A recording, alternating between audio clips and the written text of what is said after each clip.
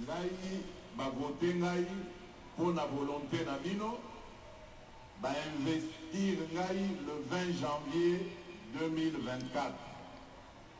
Mais gouvernement et kobanda mosala na yango na mois de juin. Ezali normal te.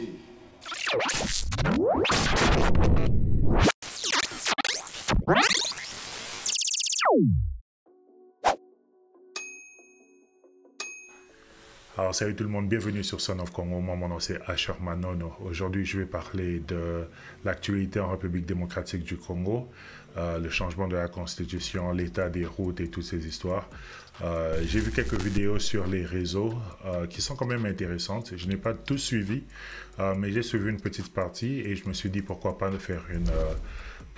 faire des vidéos sur ça et donner ma réaction sur ces vidéos. Donc, comme je le dis toujours, ma réaction, c'est mon opinion à moi. Je ne dis pas que vous devez suivre ce que je dis, c'est mon opinion à moi, c'est ma façon de raisonner, c'est ma façon de voir les choses. Donc, c'est un peu ça. D'abord, je veux dire merci à tous ceux qui se sont abonnés, merci à tous ceux qui continuent à suivre les vidéos. Pour ceux qui ne l'ont pas encore fait, please, please, please, abonnez-vous, subscribe. Cliquez sur les notifications, sur la cloche, comme ça chaque fois que je fais des vidéos vous serez notifié. Donc merci à tous ceux qui se sont abonnés, merci à tous ceux qui continuent à supporter la chaîne Son of Congo, et comme je l'ai dit, que pour ceux qui ne l'ont pas encore fait, abonnez-vous.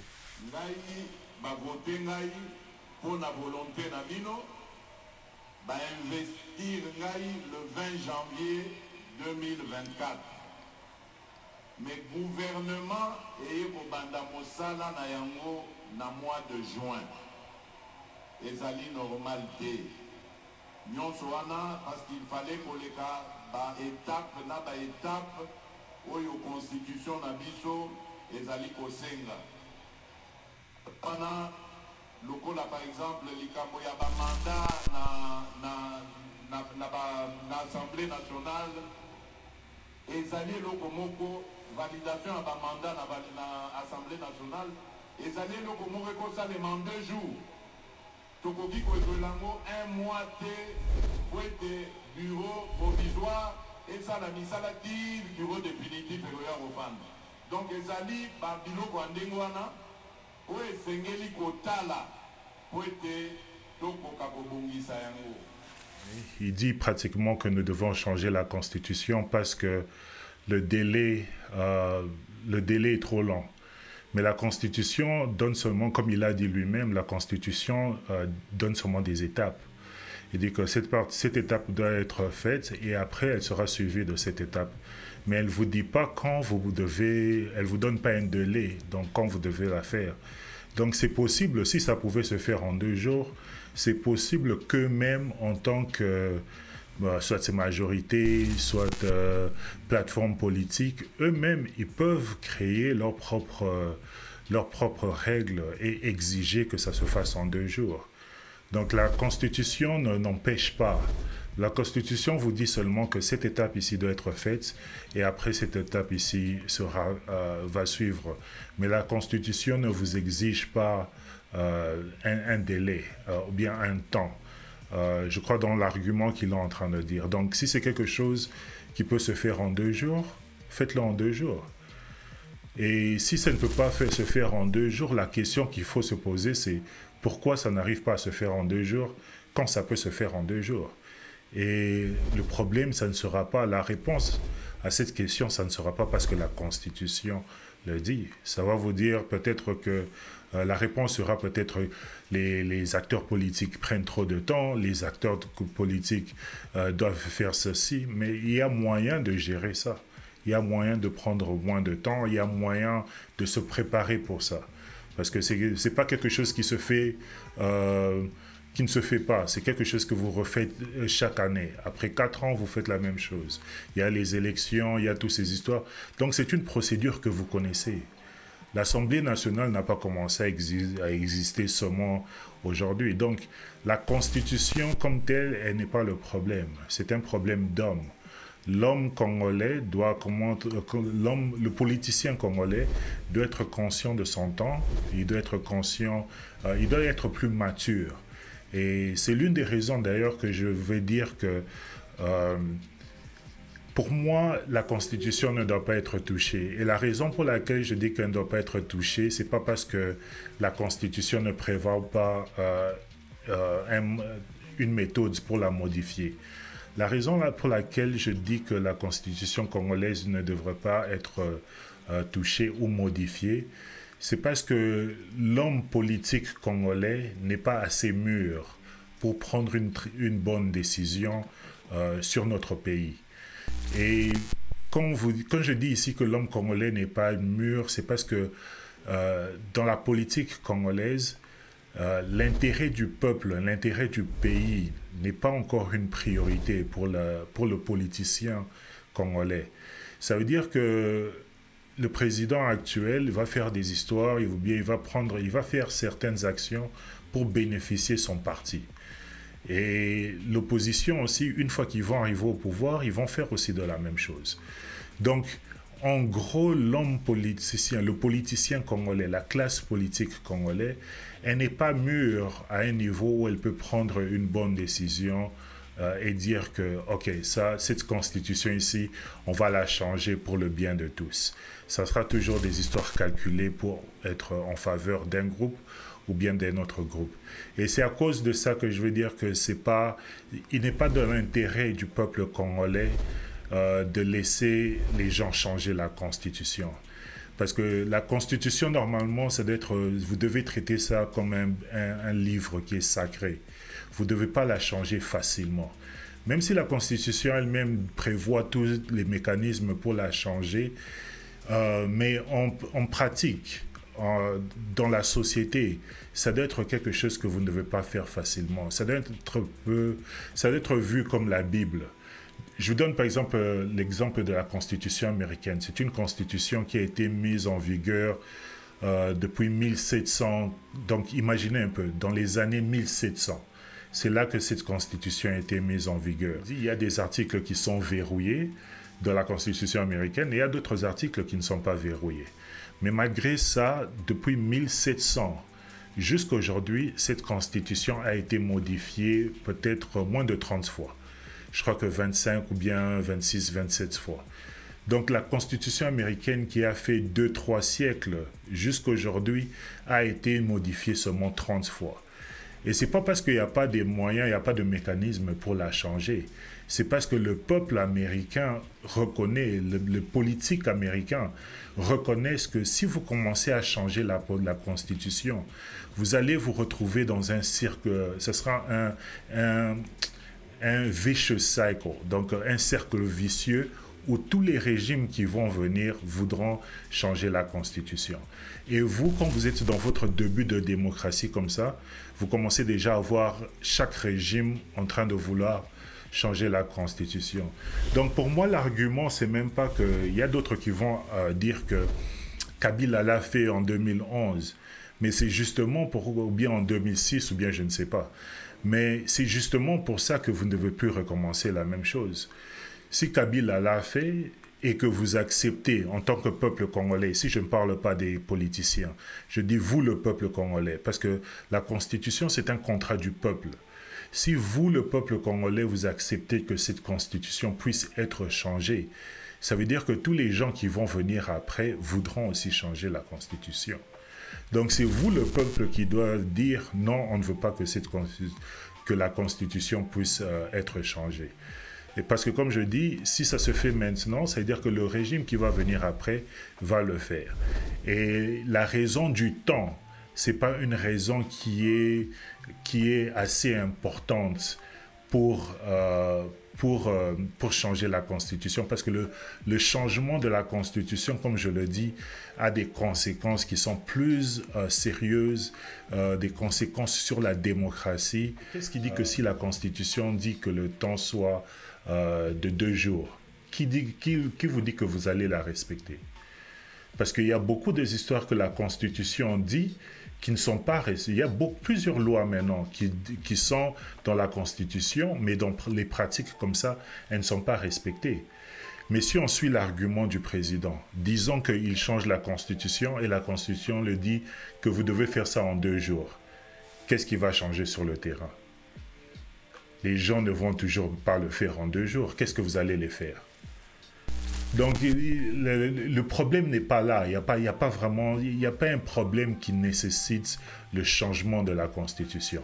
Mais par contre, il y a des conséquences. Parce que si on vous laisse changer cette Constitution, ça veut dire que le régime qui va venir après voudra aussi changer la Constitution. Donc, ça, c'est quelque chose que, en tout cas, je ne suis pas d'accord avec. Gouverneur de province. Bota la ndenge ba province na biso délai ezali bloqué pour être assemblée provinciale ceux qui ba sepeli na gouverneur te babandi bitumba babosani peuple congolais bakomi kobunda kati na bango oyo alingi kolongwa te oyo alobi ke okolongwa. C'est un vrai problème, hein? Donc biloko wana il faut totiela yango mayele totala ndenge nini tokoki kosilisa yango po ete soki gouverneur azali wana susi na ye mission na ye ezala se moko ya kosalela peuple congolais nde moi banda. Ici aussi je trouve qu'il n'y a pas de problème parce que normalement en principe l'Assemblée provinciale c'est la représentation du peuple. Donc, si le gouvernement ou bien le peuple trouve que les gouverneurs ne font pas la volonté ou bien ne travaillent pas pour l'intérêt du peuple, c'est normal que l'Assemblée provinciale puisse destituer le gouverneur. Donc, jusque-là aussi, je ne trouve pas... Je ne vois pas le problème de la Constitution. Ce n'est pas la Constitution qui est le problème. Le problème est qu'il y a des gens qui ont des attentes et il y a des gens qui ne délivrent pas sur l'attente de la population. Et ce qui fait ça, c'est parce que la Constitution elle-même n'est pas respectée. Vous avez les histoires des entités décentralisées, vous avez des histoires de la commission qui doit rentrer vers les provinces, l'argent des taxes et tout ça qui doivent rentrer vers les provinces pour contribuer au développement des provinces. Cet argent ne rentre pas. Ça crée des frustrations dans les provinces. Ça fait... Donc il y a beaucoup de choses qui peuvent être la cause du problème qu'il est en train de dire. Donc, la Constitution dans tout ça n'est pas le problème. Ce n'est pas la Constitution qui vous dit que vous devez faire partir un gouverneur. C'est la gestion du gouverneur. C'est l'opinion de l'Assemblée provinciale. Et l'Assemblée provinciale, c'est une représentation du peuple congolais. Donc, il est difficile de dire que vous allez changer ça pour c'est quoi l'alternative? Vous allez dire, par exemple, que le président doit choisir les gouverneurs. Et si le président choisit des gouverneurs que la population ne veut pas, l'Assemblée provinciale rejette. Donc vous allez toujours arriver, ce sera toujours les mêmes problèmes. Parce que vous êtes en train de prendre des décisions pour les assemblées nationales, pour les provinces, qui sont dans les attributions des provinces. Ce sont des décisions qui doivent être prises au niveau de la province. Et l'ingérence du pouvoir central crée aussi certaines frustrations et c'est à cause de ça que vous arrivez au niveau où l'Assemblée provinciale ne s'entend pas avec le gouverneur et tout ça. Donc c'est pas un problème de constitution, c'est un problème de maturité du politicien congolais pour travailler à l'intérêt des provinces. Parce que si le gouverneur travaille à l'intérêt des provinces, le peuple même de la province ne va pas accepter que l'Assemblée provinciale puisse faire partir un gouverneur. Parce que le peuple lui-même, il va commencer à marcher, il va commencer à défendre le gouverneur. Et la raison pour laquelle vous ne voyez pas ça, c'est parce que jusqu'à présent, dans ces provinces, il n'y a pas eu vraiment des gouverneurs qui travaillent pour l'intérêt du peuple. Donc ça n'a rien à voir avec la Constitution. Ce sont les politiciens congolais qui ne respectent pas leur engagement vers la population. On a la Sabino que constitution na biso ezali malamu te. Ça n'a rien prouvé. Esalemaka d'ailleurs na mboka bapaya. Et puis na bapaya bango moko. Bazui ba mode de fonctionnement na bango baye ko pesa biso yango awa. Biso constitution na biso esengeli esalema sur base ya bizaleli na biso moko peuple congolais. Ça c'est aussi quelque chose qui n'est pas correct. Le problème ici encore, il y a beaucoup de débats qui se font en République démocratique du Congo. D'abord, je vais dire que la raison pour laquelle j'ai fait, pour les gens qui n'ont jamais suivi Son of Congo, ici, ce que je suis en train de faire, moi je ne suis pas un politicien, je suis un Congolais qui vit dans la diaspora comme tous les autres Congolais. Ce que je fais avec ma chaîne, je suis en train de donner mon opinion. Peut-être c'est l'opinion des Congolais qui vivent dans la diaspora, peut-être c'est pas l'opinion des Congolais qui vivent dans la diaspora, mais ce que je suis en train de faire à travers ma chaîne, c'est dire aux Congolais qu'il y a des Congolais qui réfléchissent différemment. Peut-être ma façon de voir les choses n'est pas la même chose que vous voyez les choses en République démocratique du Congo. Mais c'est au fait pourquoi il doit y avoir des plateformes comme ça qui doivent montrer aussi qu'il y a des Congolais qui pensent différemment. C'est bizarre de voir que nous avons beaucoup de Congolais qui ont étudié à l'étranger, en Belgique et tout ça, qui sont rentrés au pays. Normalement, ils doivent être rentrés avec cette compétence, avec ce savoir-faire. Et vous voyez leur façon de gérer, leur façon de s'organiser dans le pays. Et vous demandez, vous dites que ça, c'est pas une bonne représentation de la diaspora congolaise. Il y a mieux que ça. C'est ça qu'à travers ma chaîne, moi, je donne quand même ma façon de voir les choses. Je ne suis pas un politicien, je ne supporte aucun parti politique en République démocratique du Congo, mais je suis l'actualité en République démocratique du Congo et j'ai une opinion sur cette actualité. Et quand il s'agit de changement de la Constitution, ça c'est une mauvaise idée. En tout cas, pour les intérêts du peuple congolais, c'est une mauvaise idée, comme je vous le disais. La Constitution est un livre c'est un document que c'est quelque chose de sacré. On ne doit pas vouloir la changer. Mais dans l'argument ici, c'est un argument qui est complètement encore faux, parce que c'est là que je dis que le leadership, en République démocratique du Congo, il y a ce manque de leadership. Dans le leadership, vous devez comprendre que là où la Constitution a été érigée ou bien a été créée, n'a pas d'importance.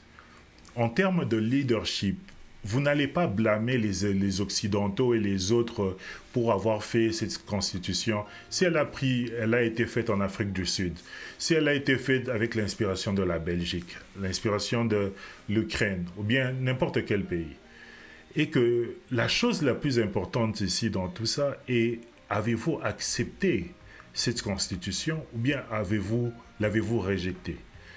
Parce que quand on vous a créé la Constitution, on vous a proposé cette Constitution. Une fois que vous avez accepté cette Constitution, elle devient la vôtre. C'est ça maintenant votre livre de référence. Parce qu'avant ça, maintenant, il n'y a pas de livre de référence. Vous vous êtes assis en tant que Congolais, que ça soit fait par les Occidentaux, que ça soit fait par n'importe qui. Cet argument-là n'est pas un argument qui est valide, c'est pas un argument intellectuel, parce que quand vous partez dans des endroits vraiment où il y a des gens qui sont en train ils vont vous poser la même question. C'est comme si quelqu'un vient chez vous et il vous dit que non, ce contrat ici, je n'ai pas accepté ce contrat. Il va vous dire, mais pourquoi vous l'avez signé? Une fois que tu signes ce contrat, tu as accepté au terme du contrat. Donc dire maintenant, regarder maintenant en arrière et dire que en perspective, on ne devait pas faire ça, on ne devait pas accepter ça, ça c'est ce qu'on appelle le poor leadership. Ce sont des leaders qui n'assument pas leurs décisions.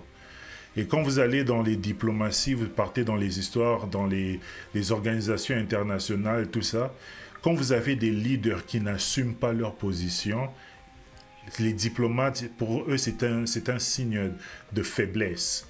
Parce qu'un leader doit avoir une position et doit assumer cette position-là. Et quand vous voyez des histoires comme ça, où vous êtes en train de blâmer les Occidentaux pour vous avoir aidé à mettre ensemble votre constitution, ou bien parce que votre constitution était inspirée par eux. Mais vous devez aussi pousser la logique un peu plus loin. Si vous dites que l'inspiration de la constitution est mauvaise parce qu'elle vient des Occidentaux, voilà. Si vous dites que, suivons la logique, si vous dites que la constitution congolaise est mauvaise parce qu'elle a été inspirée des Occidentaux, vous devez suivre la logique surtout. Votre économie, pourquoi vous faites votre route aux standards internationaux? Pourquoi vous êtes en train de faire vos investissements? Pourquoi vous avez la Banque mondiale même? Pourquoi vous avez des institutions étrangères qui sont en train de faire votre accompagnement? Parce que dans votre logique, cet accompagnement-là, c'est un accompagnement qui n'est pas authentique, qui n'est pas congolais, c'est un accompagnement étranger. Et d'ailleurs, c'est même mon débat. Mon débat, d'ailleurs, c'est pourquoi les Congolais sont en train de faire... Je sais que je suis en train de sauter un peu sur beaucoup de choses, mais c'est quand même important. Un des débats que j'ai toujours eu, c'est quand vous êtes en République démocratique du Congo, parce qu'on va parler des routes, quand vous dites qu'on doit construire une route, tout le monde dit 1 kilomètre, 1 million de dollars. C'est le standard de qui? Standard de la Banque mondiale, standards internationaux. Au contraire, si les Congolais vraiment pensaient au développement du Congo, il y a des moyens de faire une route, vraiment de créer nos routes à la congolaise, à l'africaine. Moi, j'ai fait, je crois, je ne me rappelle pas quand, de Douala à Yaoundé. La terre était la terre battue. Vous voyez la terre rouge là de Matadi. Mais c'était une bonne route. C'était une route à l'africaine, mais c'était une bonne route.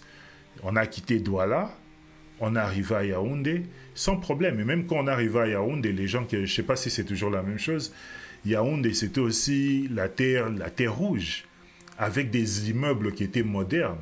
Ce qui donnait vraiment, c'est quelque chose de beau à voir.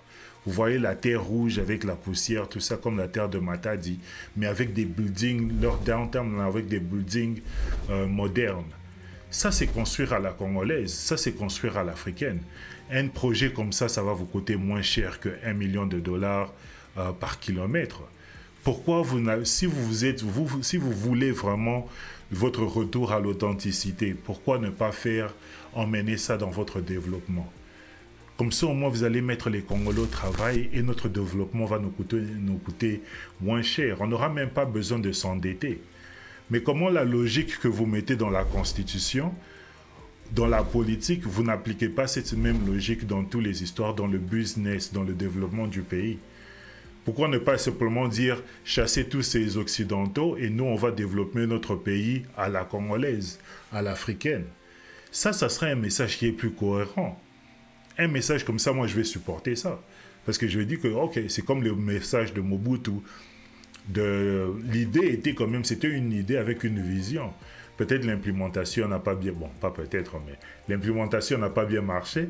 Mais son idée de retour à l'authenticité, c'était une idée, c'était une vision, c'était un leadership qui était cohérent. Et il a commencé à changer le nom des différentes choses. Il a dit aux Congolais comment vous devez commencer à vous comporter. Donc, ça a vraiment changé la nature du Congolais. Mais quand vous voulez seulement changer des histoires dans la Constitution qui peuvent seulement vous arranger, vous ou bien à votre parti politique, c'est là que je dis que c'est quelque chose que le peuple congolais doit éviter. Aucun parti politique maintenant, avec cette classe politique en République démocratique du Congo, doit être permis de changer la Constitution. Parce que le politicien congolais n'est pas assez mûr dans ses décisions. Donc, eux tous, ils doivent éviter de changer. Oui, la Constitution prévoit un mécanisme pour la changer, mais ça ne veut pas dire que vous devez la changer.